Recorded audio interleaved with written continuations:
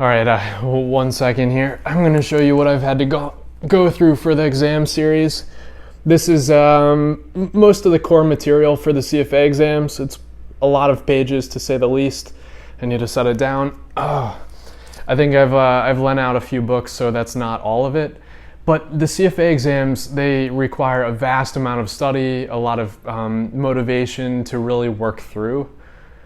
Although it's kind of disappointing that the CFA Institute, it's recently made changes to the exam process, and I believe this is going to be slowly chipping away at the value of the CFA designation.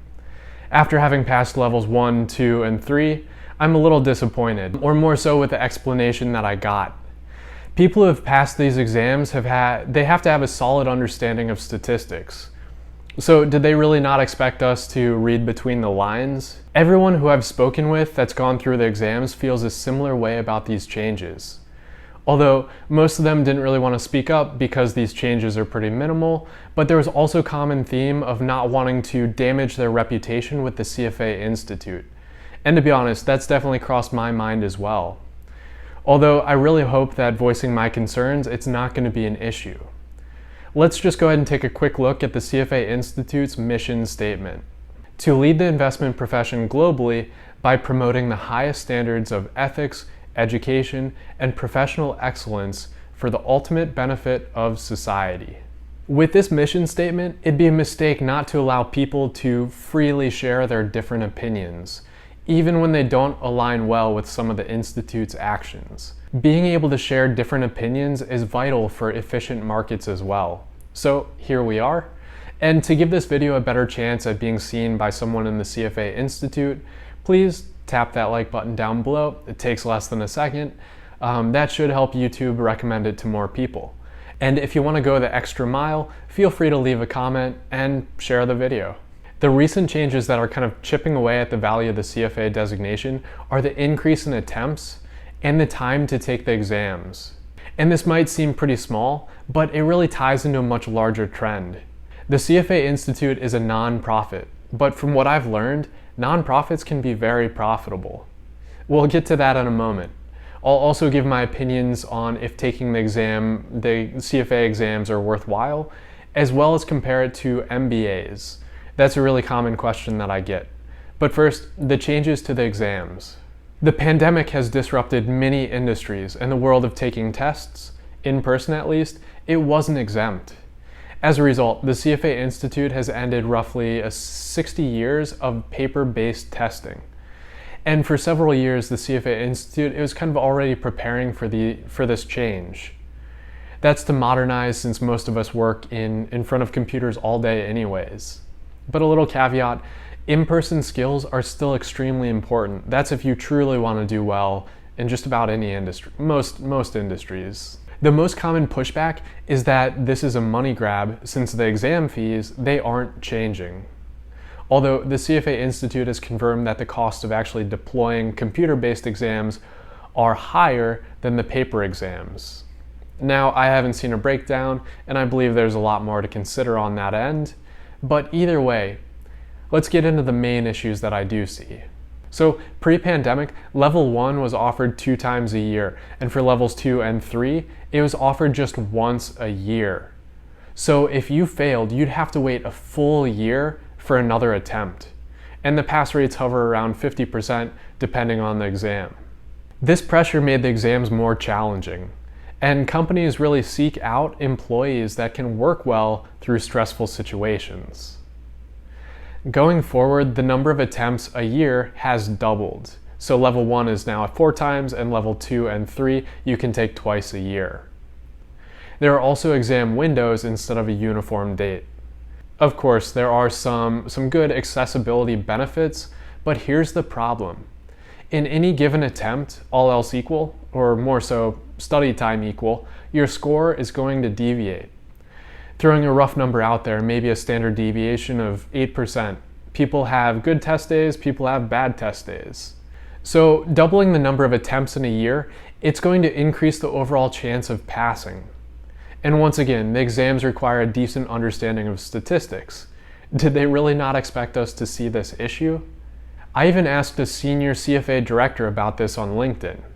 he responded, "The total time won't change, but people will have more opportunities to schedule the exam or to retake if they do not pass a level." What? All right, well, I'm sure he was busy, and I am happy that he at least responded, although it really didn't clear anything up.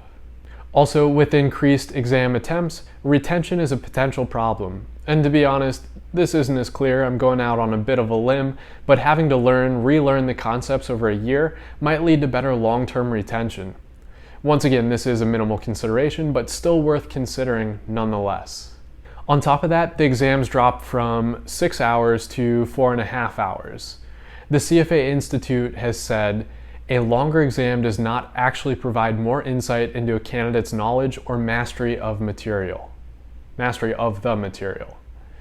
And given the context of these exam changes, that kind of lines up, it does line up. Similar to dwindling benefits of diversification, the same holds true for more questions. But this is only looking surface level. Looking deeper, I'd argue that there's a little more value from the process itself.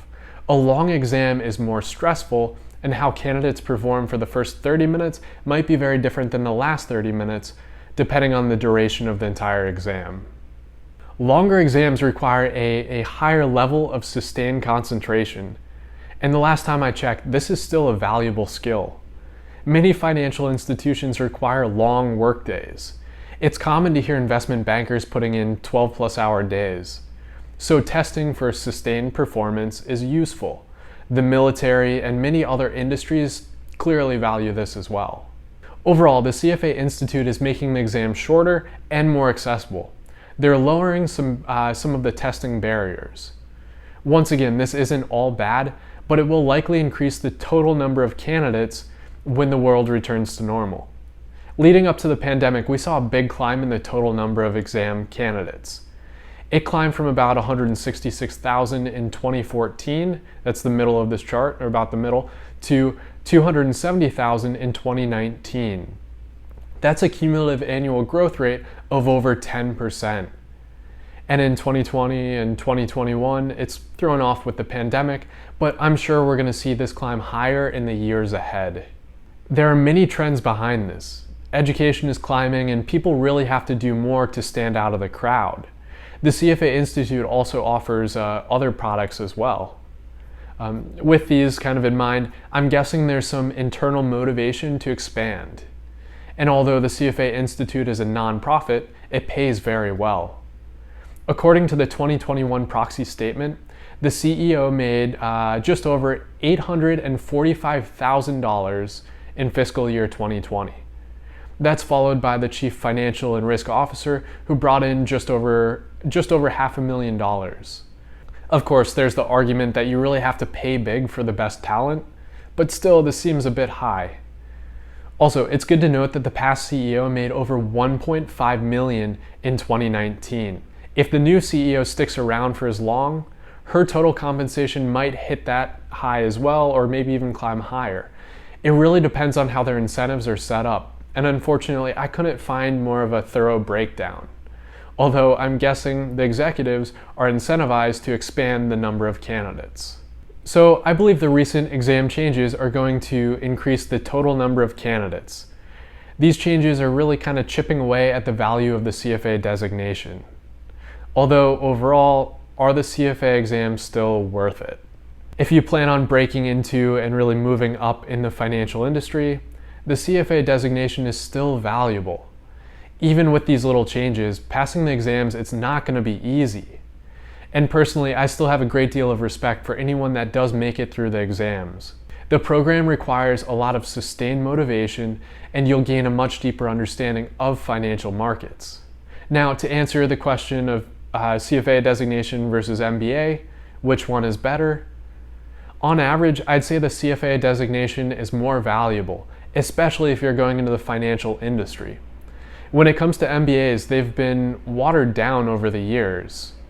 Many schools offer MBA programs and they're just not good due to lack of consistency. So it really depends on which school you're going to get your MBA from. And throwing a rough number out there, I'd say maybe 90% of MBAs probably aren't worth it. Given my field of work and interest, I've gone with the CFA exams, but I'm wary of recent changes, as are many others who have taken the exams. Hopefully in the years ahead, the CFA designation doesn't follow in the footsteps of MBA monetization and value dilution. Once again, I'd really appreciate it if you just tap the like button down below, as well as subscribe for more of my research and ideas. And if you have any comments, please drop them down below. I read everyone. So thanks a lot for stopping by today.